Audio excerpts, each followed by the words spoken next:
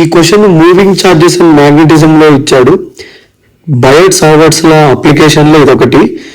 ఏమంటే కనుక ఒక కరెంట్ క్యారింగ్ సర్క్యులర్ లూప్ ఉంది, సెంటర్ O అనుకుంటే రేడియస్ క్యాపిటల్ R.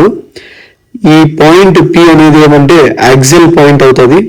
ఎంత దూరంలో ఉంది సెంటర్ నుంచి అంటే x దూరంలో ఉందని ఇచ్చాడు. అయితే సెంటర్ దగ్గర ఉన్న మ్యాగ్నెటిక్ ఫీల్డ్ B1 అని, యాక్సియల్ పాయింట్ దగ్గర వచ్చే మ్యాగ్నెటిక్ ఫీల్డ్ B2 అని అనుకుంటే XR రేషియో 3:4 అయితే ratio of B2 by B1 ఎంత అని అడుగుతున్నాడు క్వశ్చన్లో. ఓకేనా? సరే, x/r ఎంత? 3/4. రైట్. యాక్సియల్ పాయింట్ దగ్గర ఉన్న మ్యాగ్నెటిక్ ఫీల్డ్ మరియు సెంటర్ దగ్గర వచ్చే మ్యాగ్నెటిక్ ఫీల్డ్ వాల్యూ ఎంత ఉంటుందంటే, సరే యాక్చువల్లీ యాక్సియల్ పాయింట్ అయితే B2 అని ఇచ్చాడు కాబట్టి B2, దాని ఫార్ములా ఏమంటే μI కరెంట్ I అయితే into R² divided by 2 times of x² plus R² whole power 3/2. So ఇది యాక్సియల్ పాయింట్ దగ్గర ఉండే మ్యాగ్నెటిక్ ఫీల్డ్ వాల్యూ ఈ సర్క్యులర్ లూప్ వల్ల ఏమి వచ్చేది. అట్ సెంటర్ అంటే అర్థం ఏమి? కరెక్ట్గా ఈ పాయింట్ దగ్గర, అంటే ఈ ఎక్సిబిషన్స్ ఉండదు అనమాట సెంటర్ దగ్గర మాట్లాడుకునేటప్పుడు. సరే, x 0 అవుతుంది. అప్పుడు ఏమని రాస్తాము? B1 is equal to μI capital R² divided by 2 times of, ఈ ప్లేస్లో x 0 పెడితే R² హోల్ పవర్ 3/2. ఇక్కడ 2 క్యాన్సిల్ చేసేస్తే మనకి R³ ఉంటుంది అనమాట. So B1 is equal to μI capital R² divided by 2R³. ఇక్కడ R² క్యాన్సిల్ చేస్తే క్యూబ్లో నుంచి ఒక R అట్లనే ఉంటుంది. సో B1 ఏమవుతుంది అంటే 2R అవుతుంది అనమాట, μI బై. రైట్.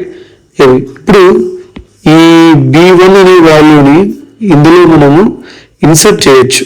ఎలా అంటే, సార్ B2 ఫార్ములాలో μI capital R² divided by డినామినేటర్లో నేను x² ప్లస్ R² లో నుంచి R² కామన్ తీస్తున్నాను. తీస్తే దానికి హోల్ పవర్ 3/2 అలానే పెడుతున్నాను. ఇంకా బ్రాకెట్ లోపల ఏముంటుంది అంటే R² కామన్ వెళ్ళిపోయింది, x² లో R² లేదు కాబట్టి ఏమని రాయాలి మనము?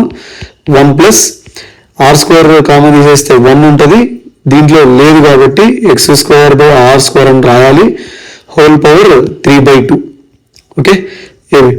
సేమ్ ఇక్కడ స్క్వేర్ క్యాన్సిల్ అయితే R³ అవుతుంది, అగైన్ R² క్యాన్సిల్ అయితే ఒక R మాత్రమే మిగులుతుంది. Then B2 is equal to μI by 2R into 1 plus x/r whole whole power 3/2 ఉంటుంది అనమాట ఇక్కడ. ఇంకా రైట్. కానీ μI బై 2πr అంటే ఇంతకుముందే మనం ఫైండ్ అవుట్ చేసాం, ఇట్ ఈస్ B1 అని.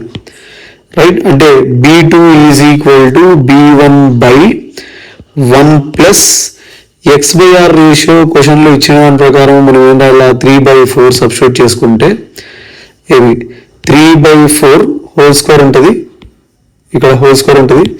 సో హోల్² మళ్ళీ హోల్ పవర్ 3/2. దెన్ B2 ఈ B1 తెలుగు వస్తే divided by B1 1 divided by 1 plus 9/16 whole power 3/2. And B2 by B1 is equal to 1 by, ఇక్కడ LCM 16 అవుతుంది, పైన 16 ప్లస్ 9 25 అవుతుంది, హోల్ పవర్ 3/2. దీన్ని 16/25 హోల్ పవర్ 3/2 అని రాయొచ్చు.